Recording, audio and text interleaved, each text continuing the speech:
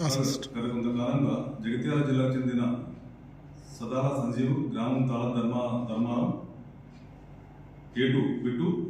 Alias Shivakumar resident Jagtial మరియు నిర్మల్ జిల్లాకు చెందిన ఒకటి మకిడి కిషన్ కలకుంట్ల గంగాధర్ బొంగురాల మల్లయ్య అలియాస్ పులి మునిమాకల అశోకులు మొత్తం 4 వ్యక్తులు కలిసి ఒక ముఠాగా ఏర్పడి నకిలీ నోట్లు ఇచ్చి అసలు నోట్లు తీసుకోవాలని నిర్ణయించుకొని మరియు ఇద్దరిద్దరుగా చొప్పున ఉండి 2 కార్లో 2 బైక్ పైన వచ్చి డబ్బులు మార్చుకునే సమయంలో 2 పోలీసులు మన చెప్పి అరుస్తూ డబ్బులు లాక్కొని ఒరిజినల్ డబ్బులు లాక్కొని వెళ్ళిపోయింది ఒక ముఠా వాళ్ళు. ఈ ముఠా వాళ్ళు దాదాపు సంవత్సరం నుండి 6 హైదరాబాద్లో 3, ధర్మపురిలో 1, కరీంనగర్లో 1, చెన్నారంలో 1,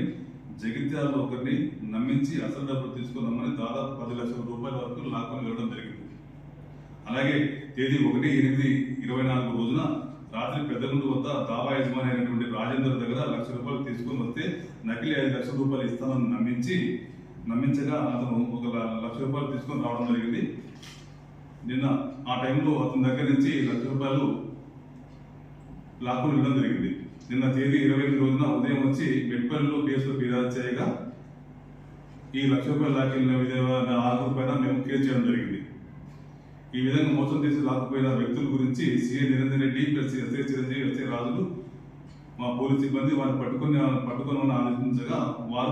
వారి ఆశ గురించి తిరుగుతుండగా వెంకటరావుపేట వద్ద వీరేంద్ర దాబాలో ఒక కారు బైక్లపై వచ్చి 6 వ్యక్తులు ఉన్నారని సమాచారం రాగా మా పోలీసు వారు అక్కడికి వెళ్ళి వాళ్ళని పట్టుకొని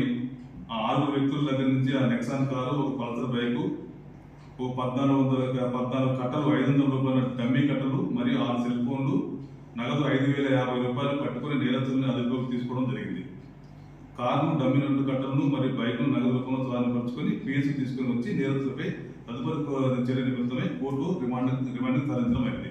ఇటు నకిలీ నోట్ల ముఠాను ఛేదించి పట్టుకున్న ఎస్ఐ నిరంజన్ రెడ్డి, ఎస్ఐ చిరంజీవి రాజులను మరియు మా పోలీస్ సిబ్బందిని నేను అభినందిస్తున్నాను.